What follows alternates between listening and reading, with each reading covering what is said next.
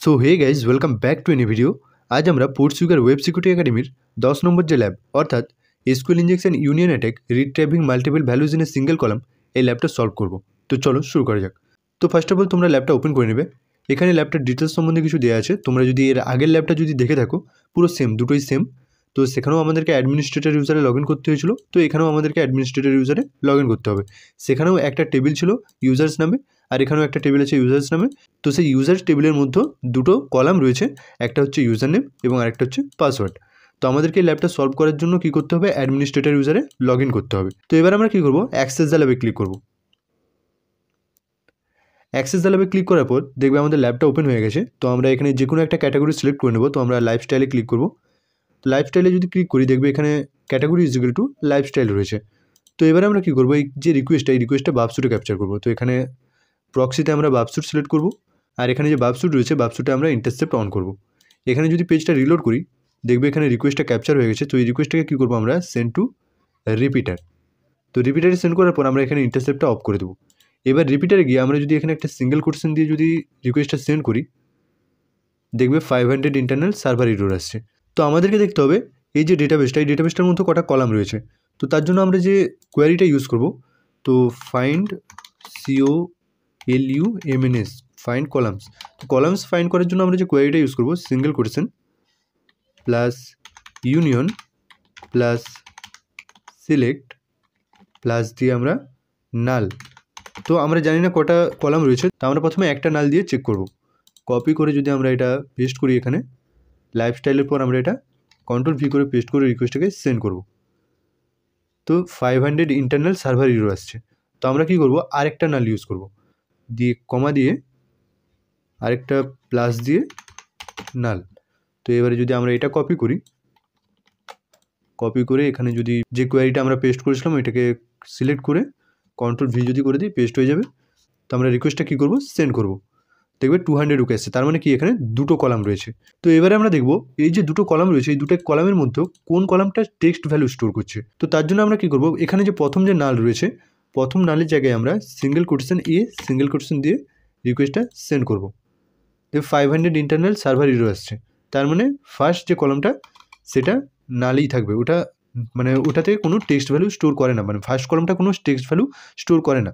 Second যে কলামটা রয়েছে, second কলামে যদি আমরা সিঙ্গেল কোটেশন সিঙ্গেল কোটেশন দিয়ে যদি রিকোয়েস্টটা সেন্ড করি দেখবে 200 ঢুকে আসছে। তার মানে কি, যে সেকেন্ড যে কলামটা রয়েছে সেই সেকেন্ড কলামটা টেক্সট ভ্যালু স্টোর করে। তো এবারে আমরা জানি এই ডেটাবেসটার মধ্যে দুটো কলাম রয়েছে, তো সেকেন্ড যে কলামটা রয়েছে সেই সেকেন্ড কলামটা টেক্সট ভ্যালু স্টোর করে। এবার আমাদের কাজ হচ্ছে ইউজার নেম এবং পাসওয়ার্ডগুলোকে রিট্রাইভ করা, মানে ডেটাবেসটার মধ্যে যতগুলো ইউজার নেম এবং পাসওয়ার্ড রয়েছে সেগুলোকে রিট্রাইভ করতে হবে। তো তার জন্য আমরা যে কোয়ারিটা ইউজ করব, দেখো একটা জিনিস আমরা আগে থেকে জানি এখানে, যে এখানে একটা টেবিল রয়েছে ইউজার্স এবং দুটো কলাম রয়েছে ইউজার নেম এবং পাসওয়ার্ড ওই টেবিলের মধ্যে। তো আমরা কোয়ারিটা খানিকটা এরকম ইউজ করব যে এখানে থাকবে সিলেক্ট ইউজার নেম,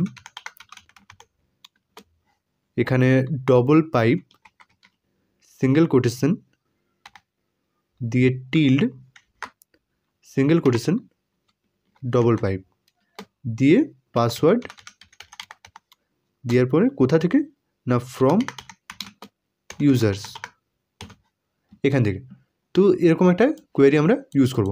তো আমরা যেহেতু ইউনিয়ন অ্যাটাক পারফর্ম করব, তো আমাদের কোয়েরিটা খানিকটা এরকম হবে, single quotation plus union plus select plus দিয়ে ফার্স্ট যে কলাম ছিল আমাদের নাল ছিল, কমা দিয়ে প্লাস দিয়ে সেকেন্ড যে কলাম সেই সেকেন্ড কলামে আমরা এই কোয়ারিটা টাইপ করব, user name double pipe single quotation tilted single quotation double pipe password plus দিয়ে ফ্রম প্লাস দিয়ে কোথা থেকে না ইউজার্স টেবিল থেকে প্লাস দিয়ে ডবল হাইফেন।